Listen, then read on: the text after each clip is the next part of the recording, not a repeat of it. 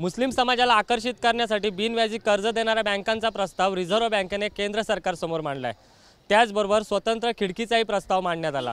याबाबत मुस्लिम समाजाला काय वाटतंय ते पाहू। कुर्ला परिसरात राहणारे हे आहेत अन्सारी मोहम्मद मुर्तुजा। पेशानं रिक्षा चालक असलेल्या अन्सारी यांची रोजची कमाई आहे 500 रुपये। एकूण 8 जणांचा त्यांचा परिवार, त्यात मुलांचं शिक्षण आणि मुलींच्या होऊ घातलेल्या लग्नाचाही खर्च।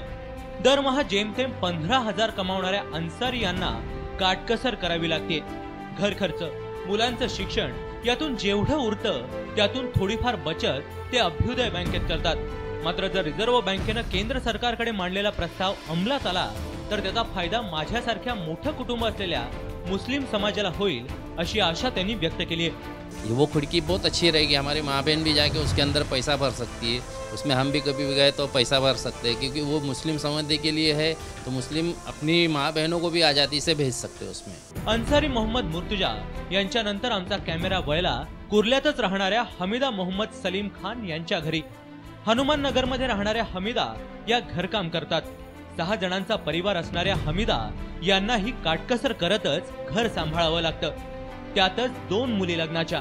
त्यामुळे त्यांच्यावर पैसे आणायचे कुठून हे मोठं धर्मसंकट। मात्र जर मुस्लिम समाजाला बिनव्याजी कर्ज देणारी बँक सुरू झाली तर त्याचा फायदा होईल अशी प्रतिक्रिया देत त्यांनी रिझर्व्ह बँकेच्या प्रस्तावाचं कौतुक केलं।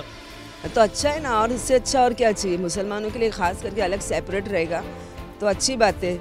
और दूसरी प्लस क्या कि ब्याज से बचेंगे, वो भी अच्छी बात है, क्योंकि हमारे में वैसे भी हराम है मुसलमानों में। एकूणच काय तर मुस्लिम समाजासाठी बिनव्याजी कर्ज देणारी बँक आणि स्वतंत्र खिडकी योजना मंजूर झाली तर मुस्लिम समाजाला त्याचा फायदाच होईल। त्यामुळे मुस्लिम समाजानेही फतव्यांच्या जंजाळातून बाहेर पडत विकासाच्या वाटेवर चालायला हवं। मुंबई लाईव्ह।